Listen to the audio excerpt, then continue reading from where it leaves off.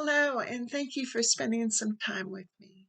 Today, I thought I would talk about treating others with dignity. More and more, I am reading headlines and articles about people killing others, knifings, using vehicles as instruments of death, beatings, shootings. There are a plethora of ways in which people are taking life away from others. People are not only killing people that they know, but oftentimes they're killing complete strangers. Why? How have we gotten to the point in which people devalue others so much that they think little of taking someone else's life? Many people debate the root cause of this. Too many guns in society? Maybe. Yet the majority of gun owners do not take the lives of others. The ability of knives and cars? Again, the majority of those who own knives and cars do not kill others with them. The influence of media and video games? Well, there is a lot of violence in both. Does it explain why people take the lives of others? Maybe, maybe not. The movement to start defunding police, the increase in cashless bail, I don't know. But what I do know is that it seems like there is an increase in the lessening of the value of life and a decrease in treating each individual with dignity. When I was in the process of earning my California Administrative Credential, I participated in a mentorship program, which was a requirement. My mentor was Daniel Ortiz, and I will never forget his advice when I had to place a couple of educators on improvement plans as part of their evaluation process. He stated that no matter their strengths or their areas of weakness, each person was to be treated with respect and dignity. Their teaching skills and effectiveness were not what defined them as individuals. And again, everyone should be treated with respect and dignity. The lesson was that we are all of value and need to be viewed in that light. The most annoying neighbor, the rudest person in line, the most difficult customer, the most unruly student, all are of value and should be treated as such. Does that mean we do not discipline children or students? No, but it means that we do so because of their value and dignity. How we talk to others, how we treat others, all reflect our view of others. Some people may view others as hindrances to achieving their own objectives, but although we may do our best to treat or help others to treat others well, we ultimately cannot force others to see the value of those with whom they interact. What about those who take the lives of others or hurt them in various ways? We can hate what they do, and it does become easy to hate them. These are difficult topics, and there are no easy answers. What it comes down to is how each one of us individually treats and views others. We cannot change the hearts of everyone, but we can be responsible for ourselves. We can listen to those with whom we disagree about various issues.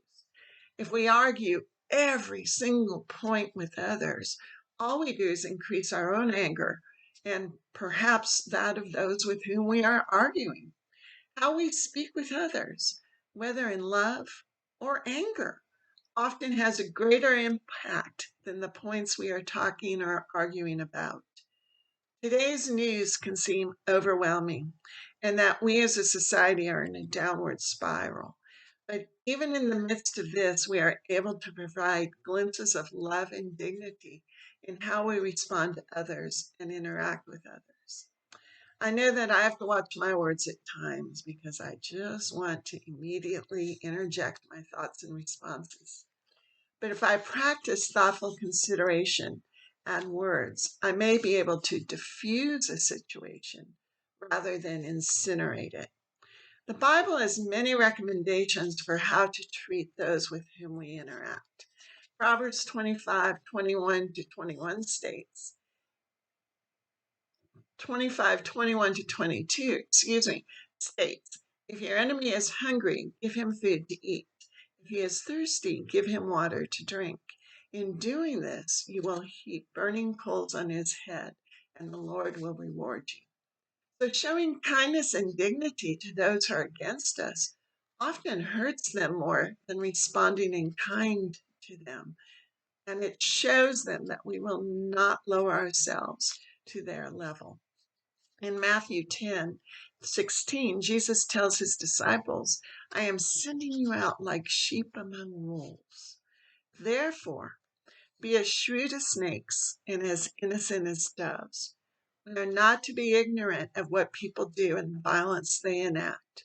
We are to understand what is happening while still living and interacting in love. And the scripture I most often refer to when considering how to treat others is found in Matthew 22:34-40. When in trying to trap Jesus, he is asked, which is the greatest commandment? In answering, Jesus replies, love the Lord your God with all your heart and with all your soul and with all your mind. This is the first and greatest commandment. And the second is like it. Love your neighbor as yourself. All the law and the prophets hang on these two commandments. Is it hard to try and treat others with dignity? Oh, definitely. Do we all succeed at treating others with dignity when they are purposely trying to hurt us? I certainly don't always succeed, but I can't speak for others.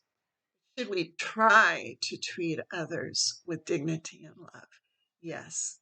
Think how differently the news coming from around our country and around the world would be if we did so.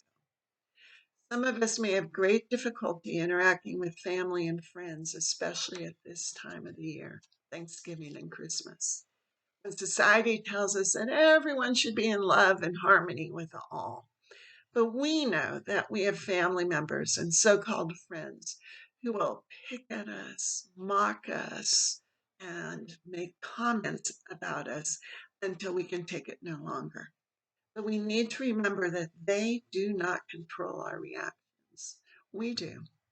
And we can respond in love and dignity even when others don't. And with that, I hope for you the best Thanksgiving possible. And thank you again for spending some time.